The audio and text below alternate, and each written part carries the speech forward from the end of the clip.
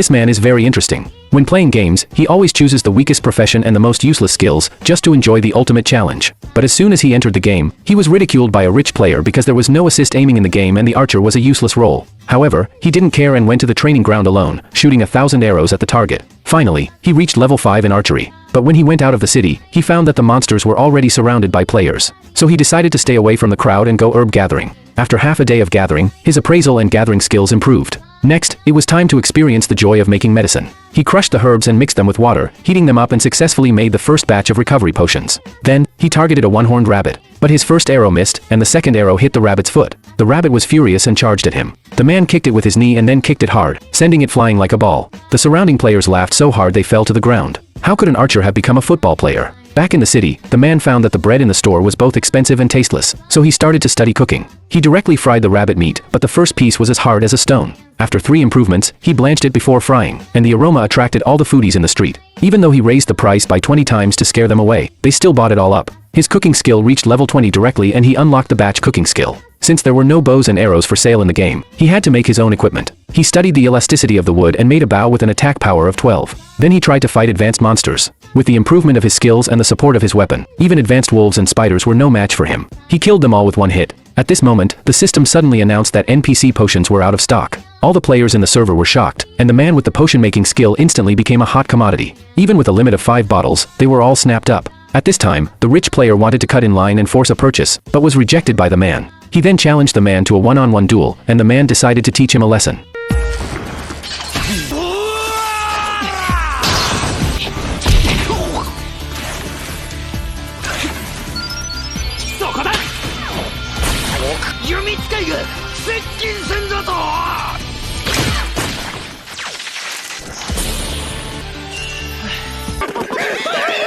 This man is really unlucky. He aimed at a bee but shot an arrow into an ant's butt. This wasn't an ordinary ant. It could not only reflect damage and paralyze the opponent, but also summon an ant colony to attack. In an instant, Jack was killed. Fortunately, the game allowed resurrection. 2 seconds later, he returned to the main city. That day, Red Hair invited him to join a 6-person team to defeat the elite Berserk Bear. The team was well configured: tank, warrior, thief, swordsman, mage, and Jack, the close-range archer. Soon, Jack found a lone giant bear. He then activated his stealth mode and approached the bear. He shot an arrow and successfully enraged the bear. Just as the bear's attack was about to land, the tank stepped forward. With his solid iron shield, he could hold off the attack for a while. However, the bear's defense was extremely high and neither the close-range attacks nor the mage's fireballs were effective. It seemed the battle was stuck in a loop. They couldn't deal much damage, but the mage's mana was rapidly depleting. Jack, relying on his previous experience, seized the opportunity and shot an arrow right into the bear's weak spot, its forehead. But because the arrow didn't penetrate deep enough, it didn't deal a fatal blow. He then rushed forward and used his wind magic, which could only last for 10 seconds, and kicked the arrow hard. While the bear was immobilized, the mage quickly cast a fire gun to end the battle.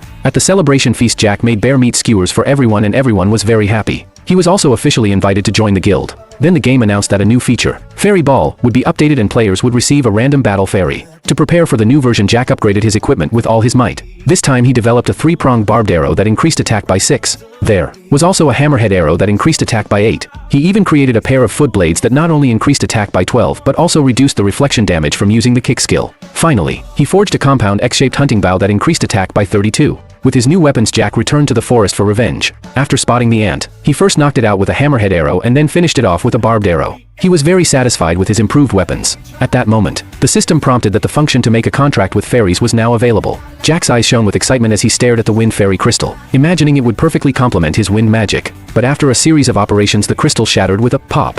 Jack froze. He never thought it would end like this. What made it worse was that everyone else in the guild was already getting their own spirit. While he was feeling down, a girl walked over and told him this was only the first half of the quest, and there could be more coming.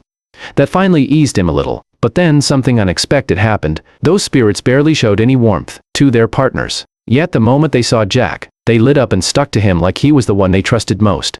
The next day, Jack updated the game and rushed in with his headset on. What hit him was a total shock. The system slapped a title on him: Spirit Heartbreaker. Everyone could see it, and he couldn't take it off. It was like public shaming in broad daylight. The only way out was to win a PvP match during the event. Jack was miserable, but he had no choice. He started looking for an opponent in the plaza. Luckily, a girl named Lorna agreed right away. She was in the same guild and had heard about his sharp kicks, so she'd been wanting a match. But just as the fight fight was about to start, things got weird. Lorna's spirit started flirting with Jack and refused to fight him. The crowd exploded with laughter, and Jack's title stuck harder than ever. From then on, every time he tried to challenge someone, their spirit blocked him. That's when he realized getting rid of this title was nearly impossible. While he was still at a loss, the devs dropped a new event, the Spirit Brawl. The update's core feature was self-liberation. Spirits now had independent will. But that came with a twist. They went on strike and refused to eat the stale bread from NPC shops. The entire server groaned in frustration. Then everyone suddenly remembered Jack's cooking. He wanted to stay low-key, but they pushed him right into the spotlight. So Jack opened a food stall just for spirits. His fried meat bites were rich, filling, and instantly became a hit. Orders piled up, lines stretched around the square. It felt like a packed restaurant. Business finally slowed once copycats popped up. Jack could breathe again, so he teamed up with Lorna to head for a new town, Nexia, where PvP players gathered. As soon as they arrived, they stumbled into a heated duel. But in the middle of the fight, a wolf spirit ignored its master's commands and caused a loss. Jack explained, players like that were called slave tamers.